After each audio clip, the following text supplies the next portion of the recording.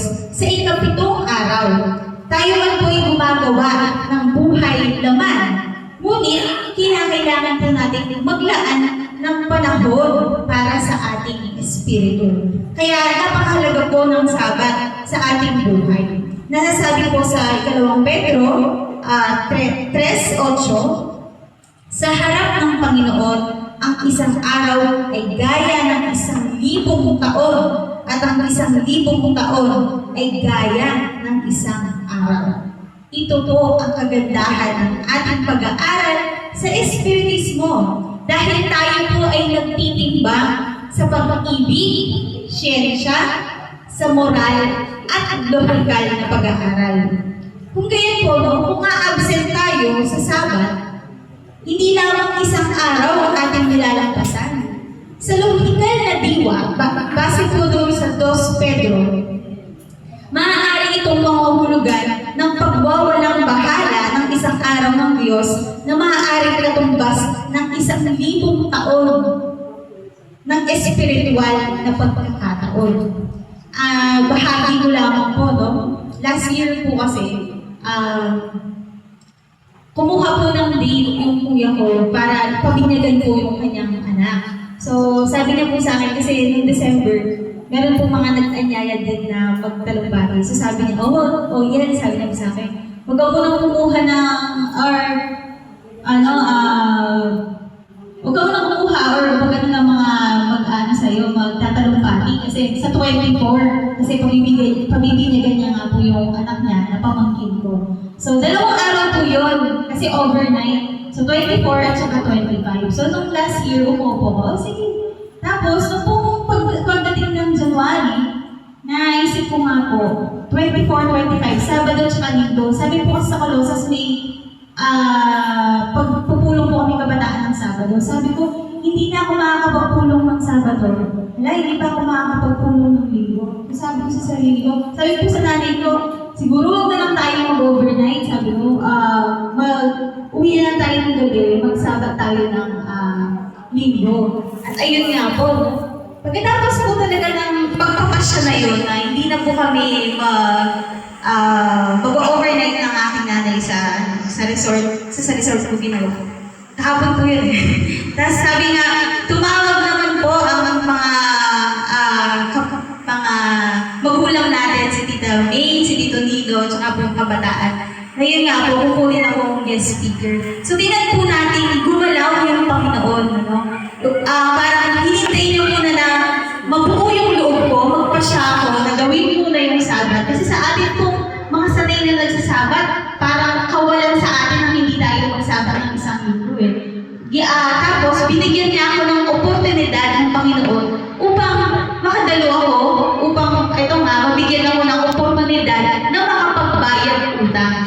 Dahil po yung ganitong pagkakataon, yung oportunidad na makapagsalita, mag-aaral ng masinsinan, kasi po, pag inimbitahan bilang mananalumpati, talagang mag-aaral ka para sa paksang ibibigay. So, ito po yung oportunidad upang makapagbayad ako ng utang ng matalino na aking pinagpapasalamat po. At sa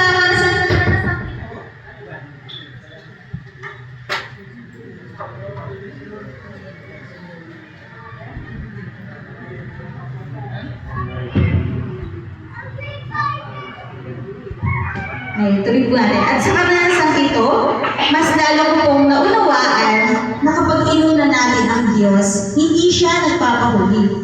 Ang Sabat na ating ginagalang ay nagbubukas ng mga pintuang hindi natin inaasahan. Hindi niya inaagaw ang ating panahon. Hindi inaagaw ng Panginoon ang ating panahon. Bagkus, pinagyayaman niya po ito. Sa Espiritismo, ang aral na natin tinanggap sa tamang panahon ay hindi nawawala. Ito ay ipinagpapaliban. At ang ipinagpapaliban ng aral ay binabayaran ng panahon. Kaya ang isang Sabat na ating pinalampas ngayon, maaaring kailangan pa natin hanapin at tukdin sa mahabang yugto ng ating espiritual na paglalakbay. At dito po tayo dadako sa mas malalim na pag-unawa ng paglikha. So, nilalang ng Diyos ang tao, hindi lamang upang mabuhay, kundi po ang mga siwa sa kanyang nilikha. Katulad nga po ng mga sinasabi kanina ng mga unang nag-text mo sa akin. Kaya mapapatanong po tayo, ano? Sa ating po lahat. Pag-isipan po natin ang tanong ko. Kung ang Diyos ay perpekto, bakit pa siya lumikha? Kailangan ba talaga niya ang tao? Sa akin pong pagmumuni-muni, maaaring ang aking sagot ay mas mababaw pa sa mga sagot ng ating magulang. Kaya ako din po ay gusto ko rin marinig ang mga sagot ng ating mga magulang kung meron pong pagkakataon mamaya. Pero kung sa aking pagmumuni-muni, napagtanto ko na kung ako lamang ay nabubuhay sa mundong ito, tapos taglay ko lahat ng kayamanan, kaalaman, at kapangyarihan, darating ang sandaling mapapatanong ako na para kanino ang lahat ng ito? Kanino ko may babahagi ang aking pag-ibig? Ang pag-ibig po kasi ay hindi nabubuhay sa pag-iisa. Likas itong naghahanap ng kapwa. Ganyan din po ang tao. Likas sa atin ang maghanap po ng katuwang sa buhay. Tulad po ng ating mga magulang. Kaya po may pagmamahalan sila. May mga nabuo pong mga supling dahil naghanap sila ng katuwang at ngayon tayo ang mga bunga. Ang makakasama nila po sa hirap at ginhawa, sa luha at galak. Kaya nang sinabi nga po ng Diyos na sa simula na hindi mabuti na ang tao ay mag-isa. Sabi nga po nila, no man is an island. Hindi dahil kulang ang tao, kundi dahil siya ay nilikhang makipag-ugnayan, makipagbahagi, makiramay, at magmahal. Dami na po ng keyword, pagmamahal. Gayon din nalikas sa atin na nagnanais ng tagapagmana.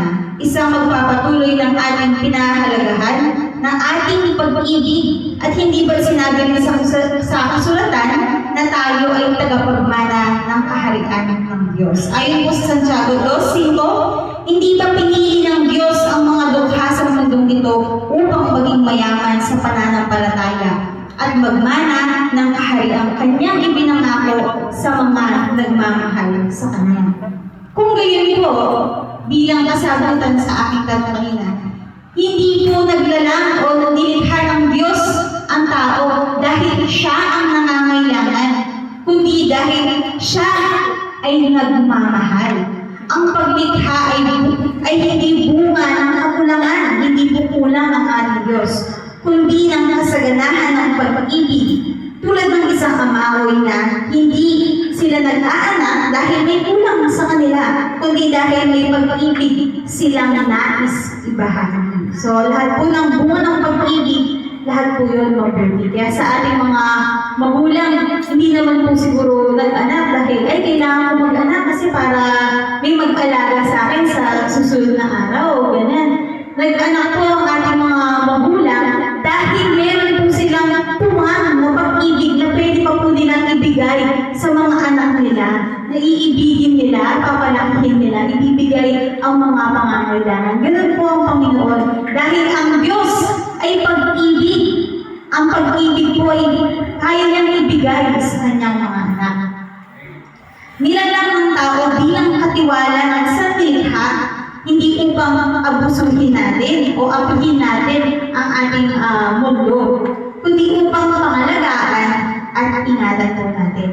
Kaya ang pagiging katiwala ng kalikasan ay hindi lamang isang tungkulin, kundi isang pribilehiyo. Kapag sinisira natin ang kalikasan, winawasak po natin ang tahanang ipinagkatiwala rin ng Panginoon sa atin.